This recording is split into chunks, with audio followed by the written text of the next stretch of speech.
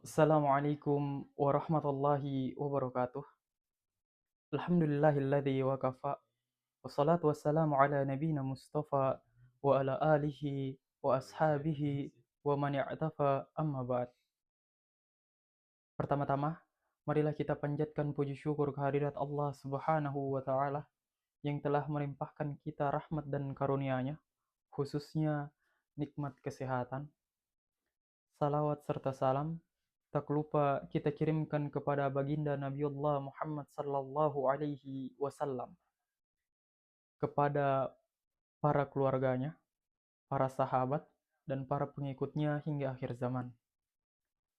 Yang terhormat Al-Ustaz Finsa Adi Pratama MAG Hafizallahu Ta'ala. Semoga Allah menjaga dosen kami, Allah memberkahi dosen kami, dan menjaga keluarga dosen kami, serta teman-teman pendengar yang menyaksikan video saya ini. Semoga Allah senantiasa meridhoi dan membimbing teman-teman sekalian ke jalan yang lurus, jalan yang benar.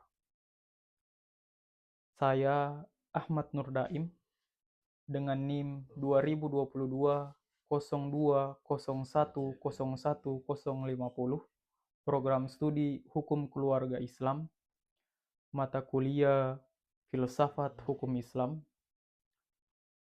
Saya akan menjelaskan dua subtema yang saya ambil dari buku Filsafat Hukum Islam karya Syahrizal Abbas dan kawan-kawan, di mana dalam buku ini mereka mengeksplorasi dasar filosofis hukum Islam melalui pendekatan ontologis, epistemologis, dan aksiologis, di mana dalam dua tema yang akan saya bahas ini akan menjadi sebuah kunci, yaitu dua kuncinya.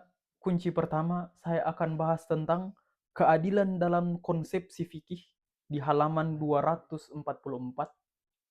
Kemudian kunci yang kedua atau pembahasan yang kedua, saya akan membahas kriteria keadilan dalam siasah, di mana pada halaman 252.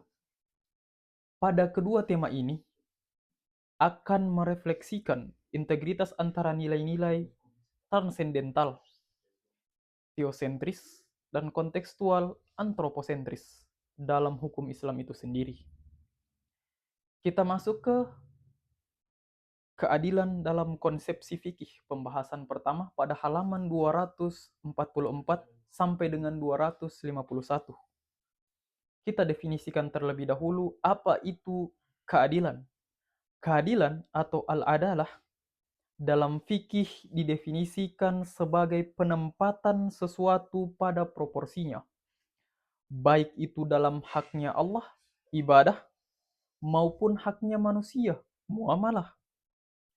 Konsep ini bersumber dari Al-Quran surah An-Nahl ayat 90 dan hadis, serta dielaborasi oleh ulama sebagai prinsip universal. Kemudian, apa dimensi dari keadilan fikih ini? Pertama, keadilan sebagai nilai ilahi, di mana hukum fikih bersumber dari kitabullah, di mana ada perintah, ada larangannya Allah Azza wa Jalla di situ. Sehingga keadilan bersifat transendental. Contohnya seperti apa? Keadilan dalam pembagian waris. Quran surah An-Nisa ayat 11. Di mana dalam ayat tersebut mencerminkan proporsi tetap yang tidak bisa diubah oleh manusia karena telah ditetapkan oleh Allah Subhanahu wa taala. Kemudian yang kedua, keadilan sebagai keseimbangan, di mana fikih ini menekankan sebuah keseimbangan antara hak dan kewajiban. Misalnya, dalam kontrak mudharabah atau perkawinan, di mana prinsipnya ini al-musawwah, kesetaraan, dan at-tawazun, keseimbangan, sehingga menjadi sebuah dasar dalam sebuah penempatan hukum atau penetapan hukum. Yang ketiga, keadilan dalam kategori hukum taklifih, di mana hukum fikih diklasifikasikan sebagai wajib, haram, mandub, makruh, dan mubah. Keadilan tercapai ketika hukum sesuai dengan tujuan syariat itu sendiri, di mana mencapai tujuan makosid seperti perlindungan jiwa, hifzun nafs, dan akal, hifzul akal. Contoh aplikasinya bagaimana? Hudud. Kita tahu teman-teman sekalian, hukum cambuk untuk peminum khamar. Quran surah Al-Maidah ayat 90. Dianggap adil karena kenapa? Melindungi masyarakat dari kerusakan akhlaknya. Kemudian apalagi? Perbudakan. Di mana fikih klasik ini mengatur pelepasan budak sebagai bentuk keadilan restoratif.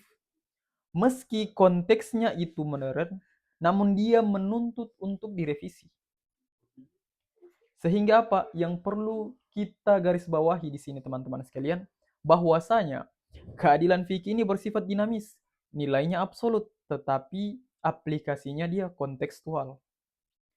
Kemudian pada kunci yang kedua atau subtema, keadilan dalam siasa atau kriteria keadilan dalam siasa pada halaman 252 sampai dengan 260, di mana siasa syariah dan keadilan sosial ini dijelaskan bahwa pertama, siasa itu kebijakan negara. Apa itu? Kebijakan negara atau siasa adalah sebuah instrumen untuk menerapkan hukum Islam secara fleksibel. Kita ketahui bahwa keadilan di sini diukur melalui apa? Yang pertama, kesesuaian dan makosid syariahnya. Kebijakan itu harus menjamin 5 kebutuhan dasar. Apa itu kebutuhan dasar? Ad-daruriyat. Ada di situ kebutuhan agama, jiwa, akal, keturunan, dan harta. Contohnya apa teman-teman sekalian? Kebijakan pajak, kharaj, di era